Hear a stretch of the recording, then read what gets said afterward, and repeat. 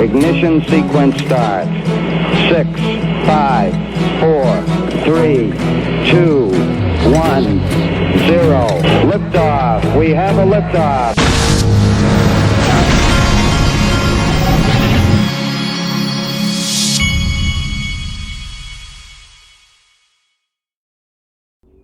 Hey everybody, this is the Digital Asset Investor, and I'm going to start you out. I decided I would get my son this morning to help me decide which painting is going to be the next painting on Masterworks.io that I invest in.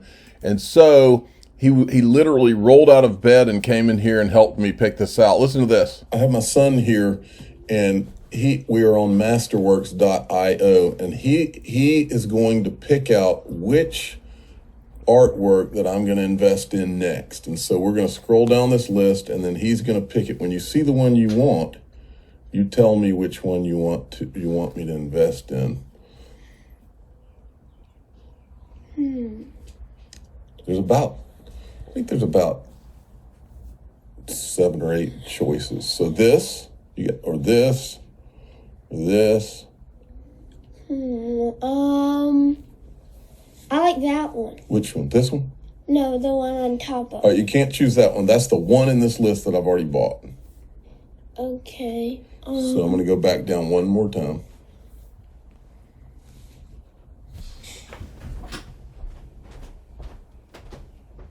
I like that one. This one? No, the one under.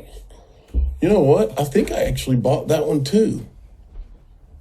Okay, I also like that one. This one? Yeah. Did you know that that's a Pablo Picasso? It's one of the most famous painters in the world. Why do you like it?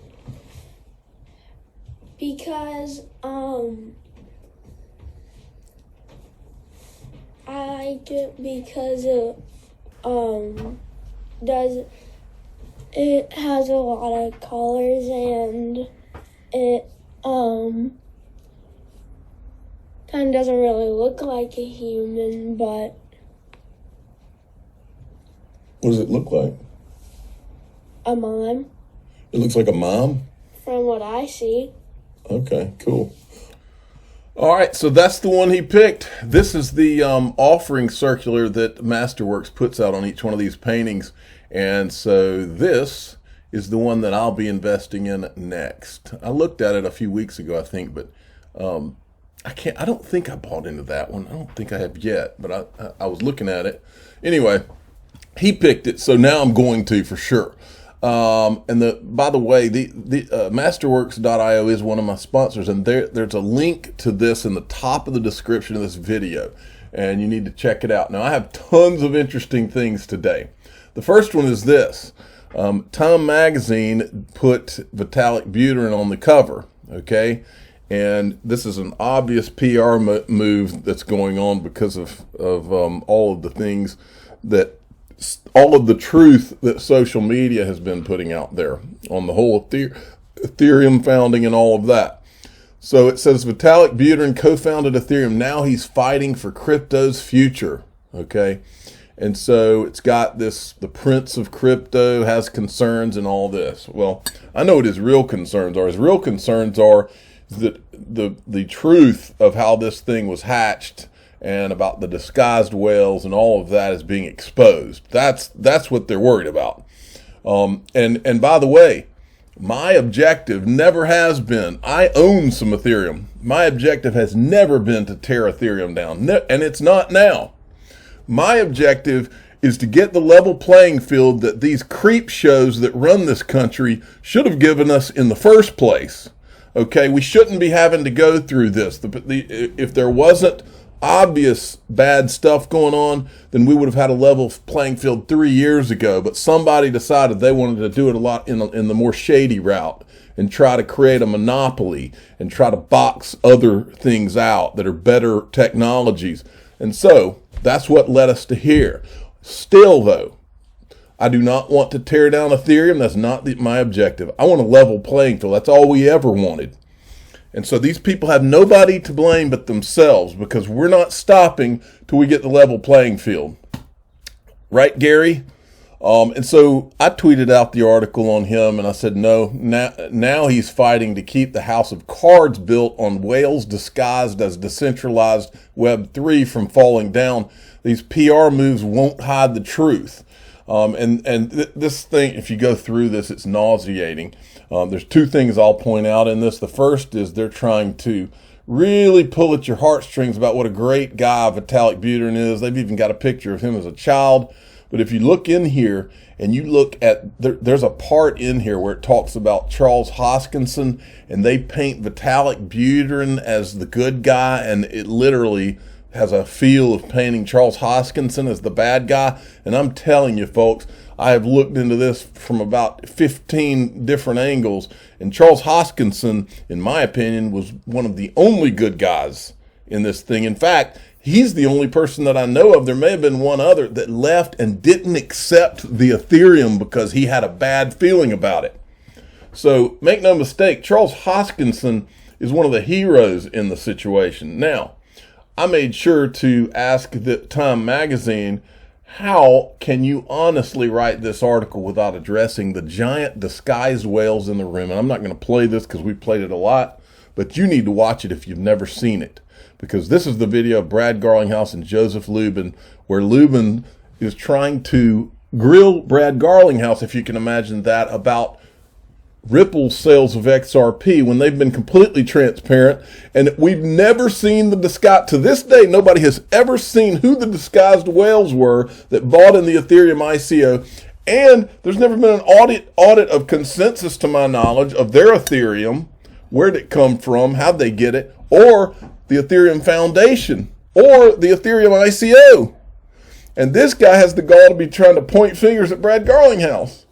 So what you have here is you have Ripple being sued by the SEC over, and a lot of it has to do with their XRP sales, and you have the Ethereum guys being completely ignored by the SEC when they've never shown anything about what they did do, or who bought the Ethereum, or who they sold it to. They've never shown any of it. There's an obvious major problem going on. Okay, this is from the other night, 2 nights ago, when I was on the. I told you about this. I was on the. This is me right here.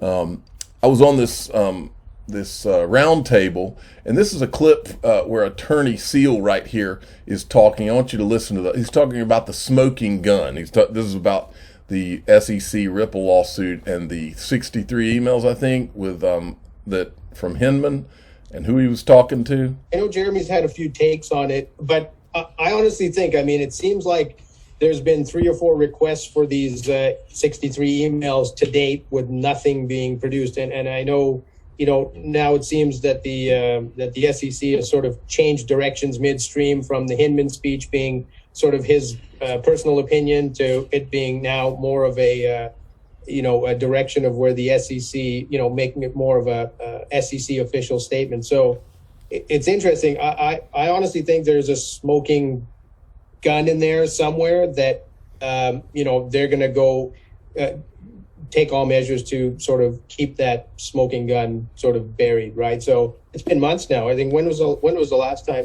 When was the first time that it was ordered? Those emails ordered released. It was May of last year. Yeah, it was May, and then there was then they had a hearing, then they had a in-camera review, and now they've got that motion to reconsider. I mean, it seems that they've taken quite a few steps, whether they've left their comfort zone or not, to protect whatever's in those emails. So to me, it seems like there's something that they don't want everybody to see. We will never, I'll say it again, we will never see those emails because they can't show us those emails because it's not just a smoking gun. It is the smoking gun, and it leads, I believe that is the trail, that's the breadcrumb trail that would lead you, probably all the way back to the disguised whales in the Ethereum ICO if I had to bet. Okay, now Ripple put out a Ripple drop yesterday, I believe. I'm not going to go through the whole thing, but the clip that matters was put up by Digital Perspectives, and so watch this. For our our customers. What kind of growth have you seen on RippleNet in 2021? So I couldn't be happier with the year that we had in 2021 with RippleNet. We ended the year at a $10 billion run rate in terms of volume moving through RippleNet as a whole. And we're in 22 destination markets with on-demand liquidity. And that was a core piece of feedback that we heard from customers. They want that product, but they want it in more destinations. We're close to having global coverage of ODL, which is super exciting. Uh-oh. So Nick Burafedo from Link2 saw what I saw, and he says, XRP and Ripple investors, this is a must-watch. We are close to having global coverage of ODL, which is super exciting, Ashish Burla. P.S. Ripple Private Equity is available on the Link2 platform now. Visit our site. So you can see where this is all going, folks. Global coverage of ODL. There's nothing on this, no digital asset on this planet I would rather own right now than XRP/XLM.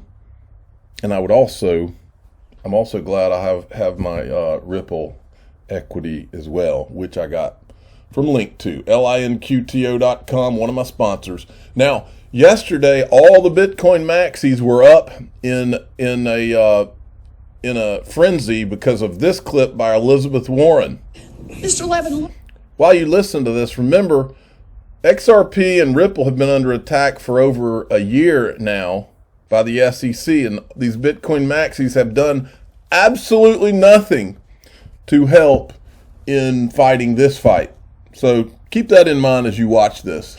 Mr. Levin, let's consider and by the way, I consider Elizabeth Warren to be a bad guy all the way around. She's, as you watch this, you will see she's got her position, and her position is she wants to try to destroy crypto, and she's blocking out all common sense, all explanation, and that's because she doesn't want to hear the truth. Okay, not interested in the truth, and that's how all these people are. Okay, so I'm on the Bitcoin maxi side on this. She's a bad guy. I agree.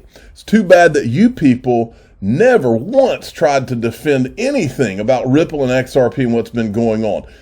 And John Deaton has told all of you from day one that this is going to affect all of you. And now they're coming for you. And so even though you deserve what you're getting at this point, we're here fighting the fight. We're going to continue to fight the fight. I want a level playing field for Bitcoin, Ethereum, XRP, Dogecoin, whatever, Shiba Inu. I want a level playing field for all of it.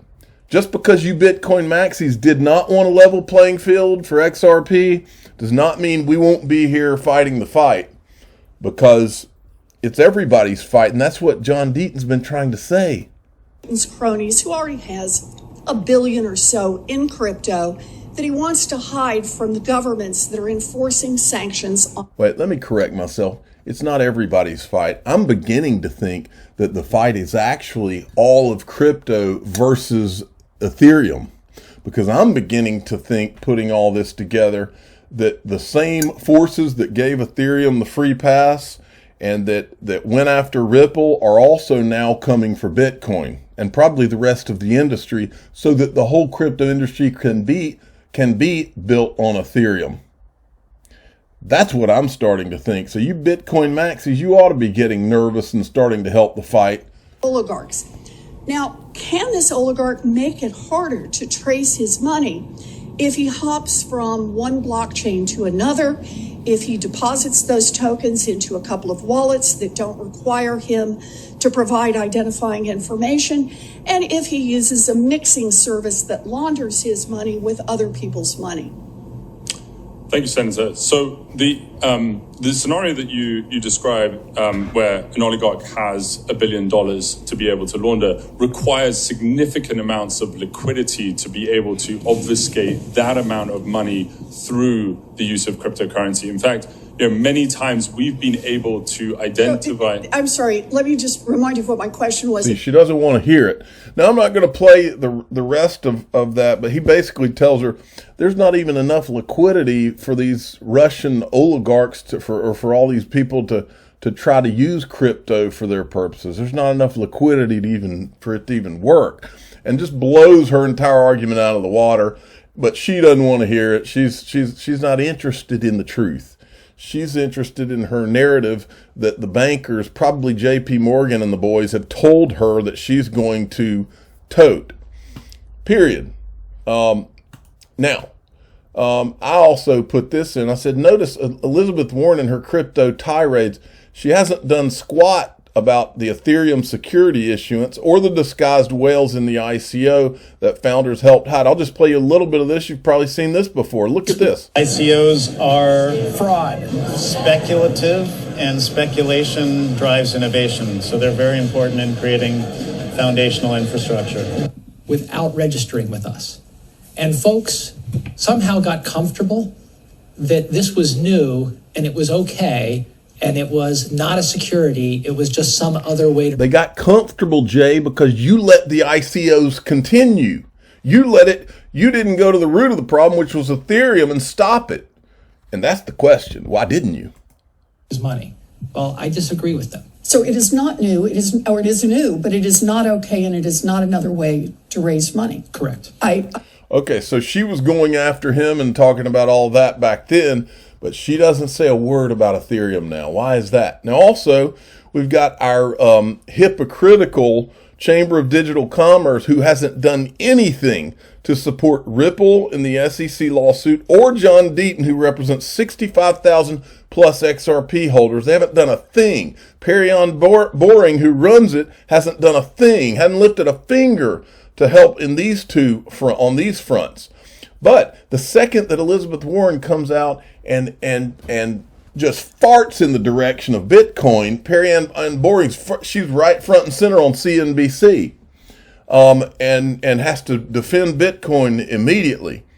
This needs to be addressed by this industry. We've got industry groups that are holding themselves out as industry groups, and they are not supporting the industry. They are supporting Bitcoin and Ethereum.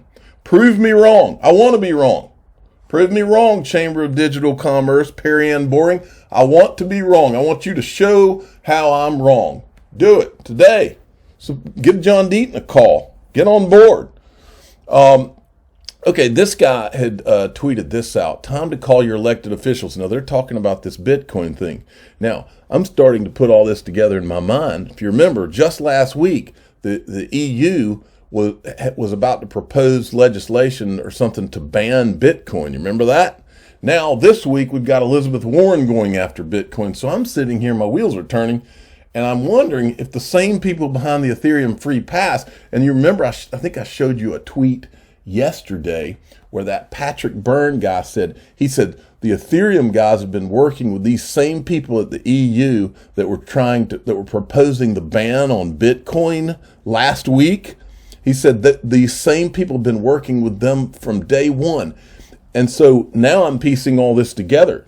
Are the same people who engineered the Ethereum free pass and who sued Ripple, who wanted to sue Ripple, are the same people now trying to engineer something against Bitcoin? You Bitcoin maxis, you might want to quit watching all these Bitcoin maxi BS shows where they're trying to show you charts about Bitcoin and what they predict it's going to go to, and start paying attention to what's really going on with XRP YouTube channels, because we're the only ones I can tell that are actually telling the truth about what's really going on.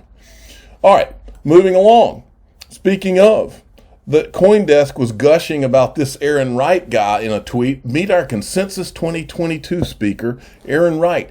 He's the co-founder of this and da-da-da. He also played a role in helping Ethereum launch. But let me give you another thing he did. He was involved in the Brooklyn project, which was what according to Charles Gasparino, Andrew Keys back in 2018 told him that the Brooklyn project was sanctioned by the SEC and the CFTC, and this guy was one of the ones working on the Brooklyn project with those guys. They are the ones partially responsible for the Ethereum free pass and everything that happened around it. Now, yesterday, James Filan came out and made everybody in the XRP community aware of this Coinbase lawsuit, a lawsuit from this guy, Underwood versus Coinbase, okay, where they're suing saying that that Coinbase offered and sold unregistered securities listing 79 tokens. All right, here's the lawsuit. Well, a couple of things came out from that lawsuit. The first one is this from Digital Perspectives. So this Coinbase lawsuit reeks of Gary Gensler's entire approach to crypto. God bless Google search. Lo and behold, what are the odds that Gary Gensler and Felipe Salinde just happens to be on the same charity? This is the law firm that's suing Coinbase. And then this is the guy, I think, whose name's on the law firm. And here he is with this charity. And then there's Gary Gensler's name contributing to the same charity. Here's the law firm. Now, I did a little digging myself, folks. You might find this interesting.